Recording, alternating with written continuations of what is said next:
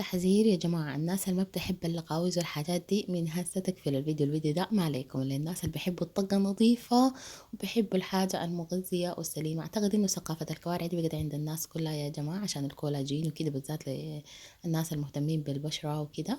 المهم الليلة وصفتنا زي ما ظاهر هو الكوارع، وزي ما شايفين أنا ما قادرة أوقف أكل. دي كان المفروض تكون لقطة واحدة يا جماعة، وشوفوا استمريت يعني أكلت نص الصحن زي ما واضح أهو، لأنه طعم خرافي.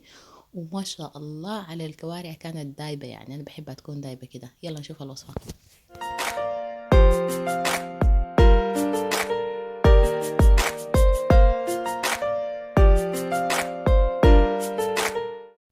السلام عليكم وازيكم، ان شاء الله انتم كويسين يا جماعه. طولت ما قلت لكم اعملوا لايك وسبسكرايب. اول حاجه زي ما شفتوا دي الكوارع بتاعتي كنت غسلتها كتير، بعدين حطيتها في حله خليتها تغلي غلوه بسيطه وطلعت منها الزفرة. بعدين جيت غسلتها بالموية تاني وخديتها على النار عشان شنو ما يكون في الريم ولا الراول بتطلع ديك بعد ما اضيف البهارات. فزي ما شايفين كانت هنا نظيفة وظريفة.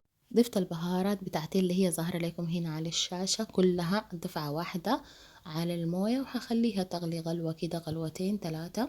بعد ذاك نشوف حيحصل شنو وحضيف شنو لقدام. انا ما اول مرة اعمل معاكم يا جماعة طبعا الكوارع، عملتها في بدايات القناة بس شايفة الفيديو ما كان ظاهر لكل الناس، فحبيت أعيدها بما إن أنا باكل كتير وبحبها وكلنا بناكل يعني في البيت. حتى أولادي بيحبوا الشوربة بتاعتها، يعني ما عندهم مشكلة.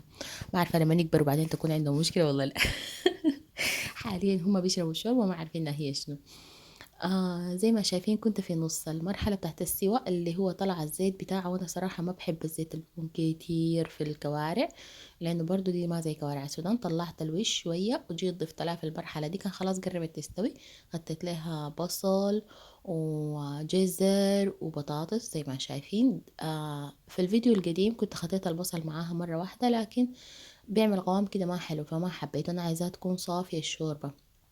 كمان ضفت عليها ملح ومعاها موية زيادة، لأنه كل شوية الكوارع كل ما تستوي كل مويتها يعني بتقل، فبتحتاج تضيفوا لها موية عشان تتأكدوا من السوا، وعشان تتأكدوا إنه في شوربة كفاية كمان، يعني مش براها السوا.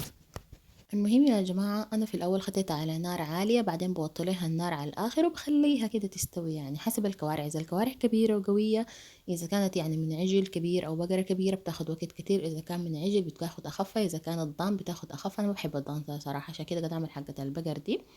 وطعمها بالنسبة لي كويس ولحمتها جامدة، يعني زي ما شايفين كده خلاص خلصتها. وطبعا الليمونة ما يعني أهم ما في الشوربة الليمون، وكمان بضيف حبة ملح يعني أنا. فزي ما شايفين الطعم ما أقول لكم يا جماعة خيال. وشايفين الكوارع دايبة كيف بتتقطع بالملعقة عادي يعني. وطبعا الطعم ما أقول لكم لأنها كانت ماخدة تتبيلة بهارات مظبوطة. وما تنسوا اللايك والشير والسبسكرايب، وتابعوا قناتي التانية حيكون في حاجات ظريفة لرمضان، وكمان شوفوا تيك توك للريفيوهات. سلام.